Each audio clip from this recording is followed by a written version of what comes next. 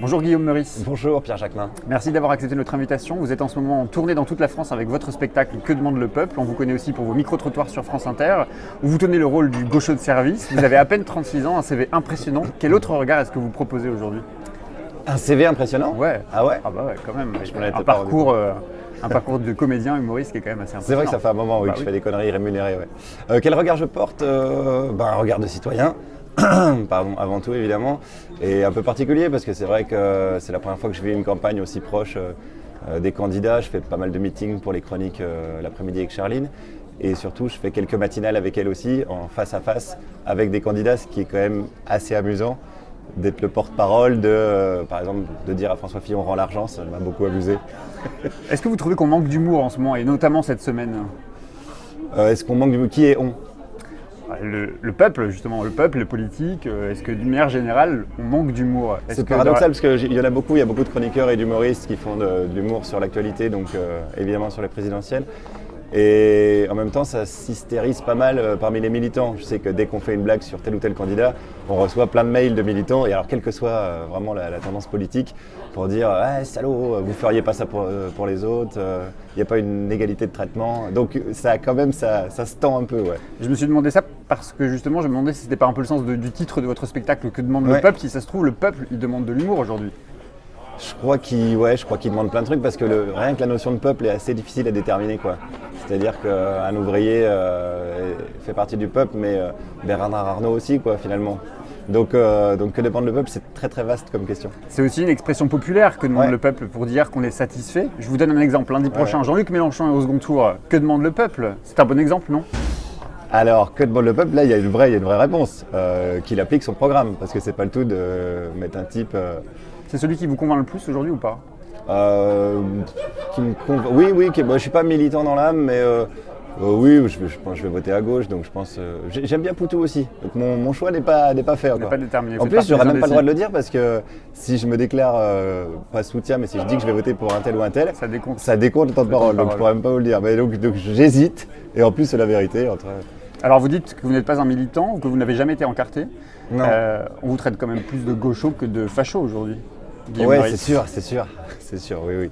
Ça, je vais pas me le cacher, oui. Mais je suis assez clair dans mes prises de position à la radio, donc c'est plutôt des valeurs qui sont des valeurs de gauche. Cela dit, la vraie subversion sur France Inter, où vous travaillez, ce serait plutôt d'être un humoriste de droite, non?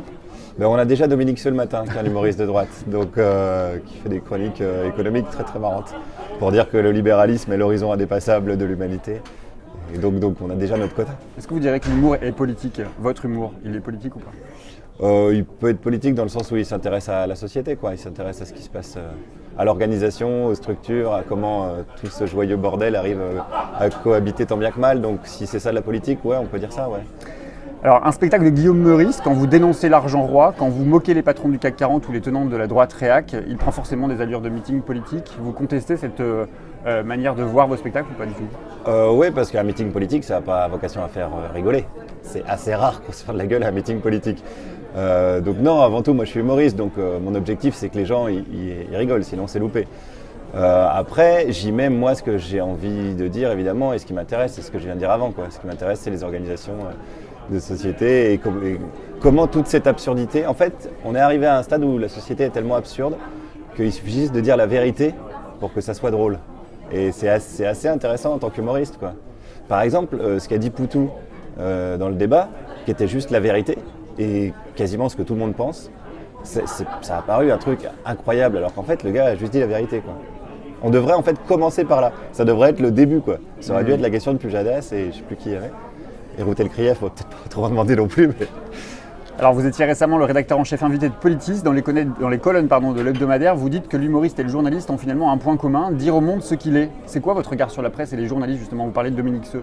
Est-ce que la presse est unanime aujourd'hui? Vous diriez qu'ils sont trop engagés ou justement ils ne s'assument pas comme ils sont? Non, c'est compliqué comme question parce que la presse, c'est pareil, c'est vaste. On ne peut pas mettre dans le même sac Jean-Pierre Pernaut et un journaliste qui part couvrir la guerre en Syrie et un mec qui fait une investigation, pour Cache Investigation par exemple, de 1 an et demi.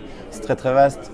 Donc il y a un problème en tout cas avec les médias, ça c'est sûr, et la concentration des médias qui appartiennent à des milliardaires. Enfin, ça fait consensus quand même, tout le monde voit bien qu'il y a un problème. Donc à un moment donné, il faut légiférer tout simplement, quoi. Ça c'est sûr. Après, Enfin, moi, sur je un connais plan pas bien le éditorial, fonctionnement sur de la rédac d'Inter, par exemple, parce que je suis pas dedans, quoi, donc je me permettrai pas de juger. Et je connais pas très bien le fonctionnement des rédactions et le milieu du journalisme en général. Je peux juste, oui, constater qu'effectivement, en fait, ce qui est biaisé, c'est la notion d'objectivité. C'est-à-dire que ça n'existe pas en fait en journalisme, puisque forcément rien que la hiérarchie des sujets dans un JT, qui est censé être objectif, c'est déjà subjectif. Donc au lieu de faire croire que c'est vraiment objectif, ils devraient mieux assumer leur subjectivité. Moi je le fais, mais c'est plus facile parce que je suis humoriste et dans mes chroniques je donne mon avis, mais quelque part un éditorialiste est plus honnête, je trouve, qu'un mec qui va dire bah non, moi je délivre l'information et c'est tout. Précisément, dans l'actualité, on a Joseph Massescaron qui nous explique qu'il ne faisait pas de politique, il a commenté l'actualité politique sans avoir d'appartenance politique et aujourd'hui il se retrouve à être la plume de François Fillon. Ouais, mais il avait déjà grugé un bouquin, fait du plagiat ou je sais pas quoi, c'est pas... Ouais. Alors vous dites que vous adorez pointer les contradictions des gens. Quelles sont les vôtres de contradictions, Guillaume Meurice ? J'en ai plein, mais comme chaque citoyen. Par exemple, j'ai un téléphone qui est certainement fait par des gamins en Chine. Je me déplace beaucoup pour mes spectacles, donc je dois avoir un bilan carbone assez dégueulasse, alors que je suis écolo. Plein de choses comme ça, évidemment. Ouais. Alors hier, je recevais un ancien candidat à l'élection présidentielle, membre du NPA, Olivier Besancenot. Il vous a posé une question. Il vous demande quelles sont vos marges de manœuvre pour avoir un regard critique dans le cadre du service public de l'audiovisuel. Moi, j'ai totale liberté. C'est même ma principale condition pour accepter de travailler dans un média.